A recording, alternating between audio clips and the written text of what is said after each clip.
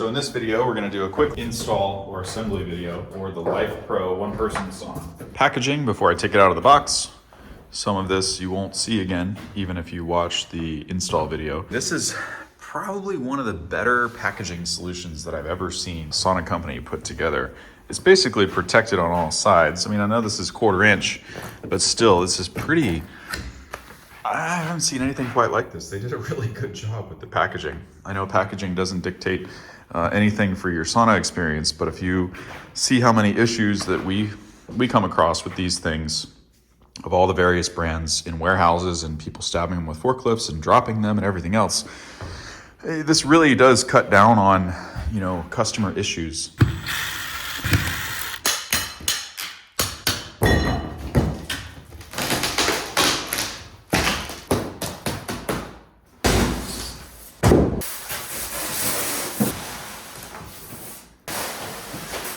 So unboxing the LifePro today, haven't used it yet. A lot of people ask, what are the key differences? And this is without using it, keep in mind. I'm gonna put it together, but just wanted to get some first impressions. A lot of people say, what is the difference between a big box store or sauna price point and a higher end sauna?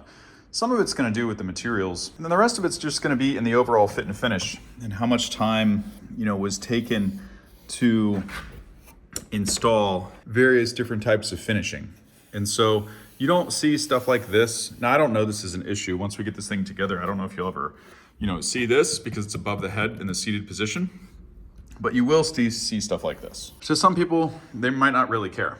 To other people, you want to know what the differences are between, certain levels of quality control, certain build standards. This is a couple examples. It doesn't mean it's not going to be a good sauna or won't work well. We're going to test all that out and find out. But just first impressions upon seeing it, there's some materials used in the construction of it that have to be more affordable for the manufacturer to deliver something at this price point. But assembly should be pretty simple. Just want to walk users through it. No matter what I think about the sauna, I still want you to know how to put it together. And we're going to start with the floor.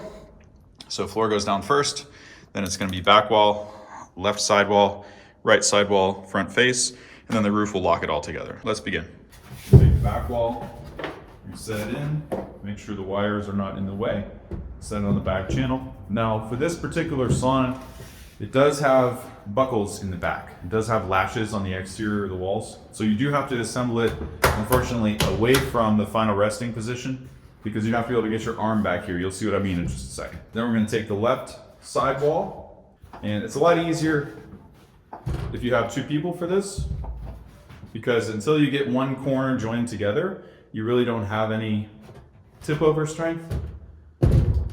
So you have your second person set this wall, slide it to the back wall, lining up the groove. Here the grooves will line up here in the channel. One of these buckles, and they take you in for a close-up. So as you can tell, there's a groove that you have to align with the recess on the opposing corner panel. And so those aren't pulled together just yet. You want to make sure it's flush with the back, pushed all the way in. Then you want to grab your side panel. Once you get that secured, there's going to be a little bit of play on your recess here. So you might have to finagle that to be square on your frame. And then, voila. You can't assemble this all the way back there in its final resting place. Is because you physically cannot fit your arm back here to make that connection on the corner without having a foot and a half of space to work all the way around. Now it's time to assemble the bench and the calf heater. Okay, so in the LifePro sauna, you cannot put the bench in after 3 or more walls go together. It doesn't fit that way. So you have 2 connectors in the back. I already connected the floor heater. Now we're going to connect the calf heater. So we'll slip this into the slot. And then we'll connect the connector. And then we'll also slide the bench in as well. The bench, there is a top and a bottom.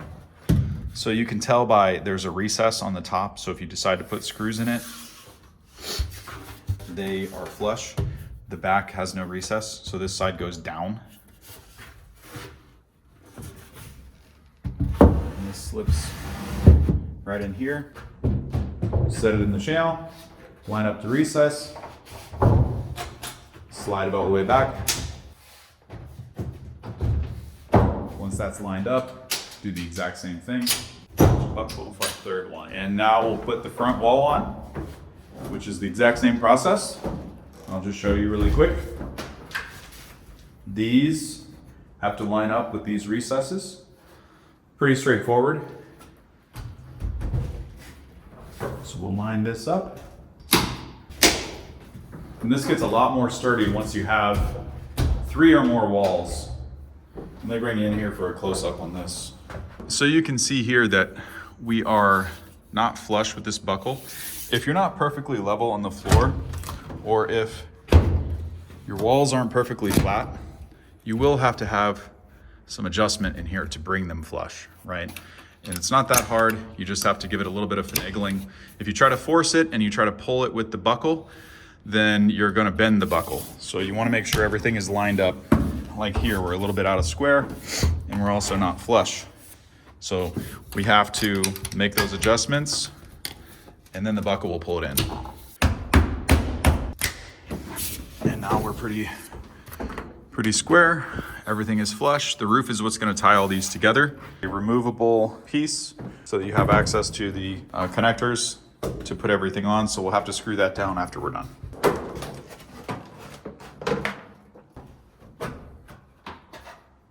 You can use some styrofoam pieces from your packaging if you want to put little blocks in here to prevent the wood from being scuffed up.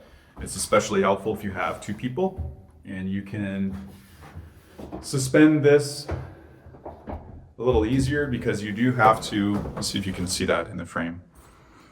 So you do have to fish those wires up through. So these cables that are inside have to go up through these chases. To do the connection, termination, in the roof, you have A, 2 people, and B, if you put some styrofoam on the edges so that you don't ding up or finish on your LifePro Sauna.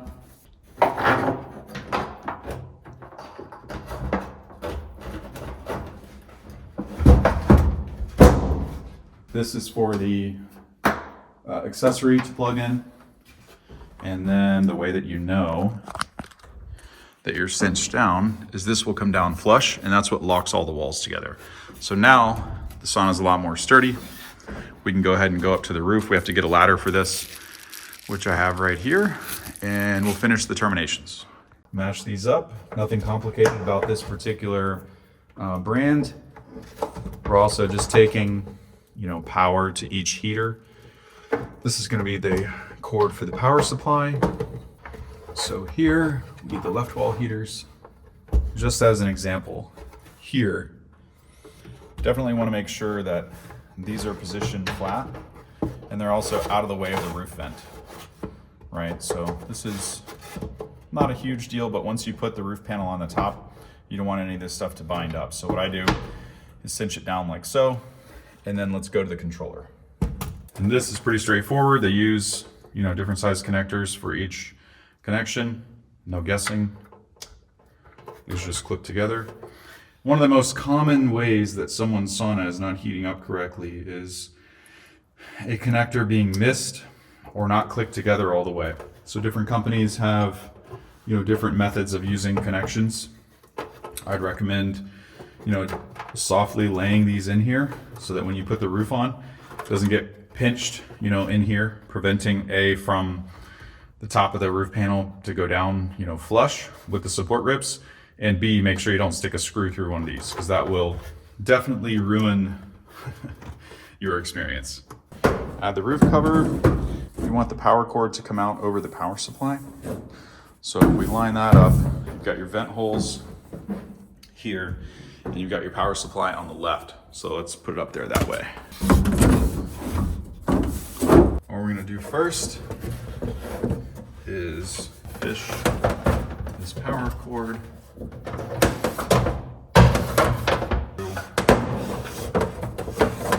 power supply hole. Make sure that we are lined up, everything is flush. And then just as a last check, I want to make sure that no wires are pinched underneath And then you want to be really mindful of where everything is before you put the screws in. And we're ready for the door handle. To me, this is pretty straightforward. It's just 2 screws. I only mention it now because if you happen to close the door once you have the roof on, it's going to be difficult to open again unless you have something that fits into these holes and can pull the door open. So it's a good idea to put the door handle on now. That way that doesn't happen to you.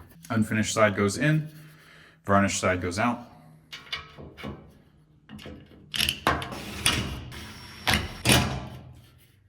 So let's route this around back, plug it in, and see what she looks like for the very first time. Let's power our LifePro on for the very first time.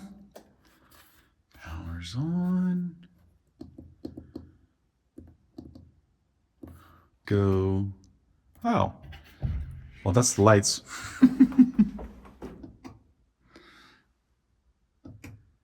The reading light, anyway. This is the outside lights. Those are nice. That's a nice touch. So we have outside lights, we have reading light, and then we have chromotherapy. Change the color, and let's set it to 60 minutes. I'll turn this off so you can see. Let me set that to a max of 140 and start the preheat.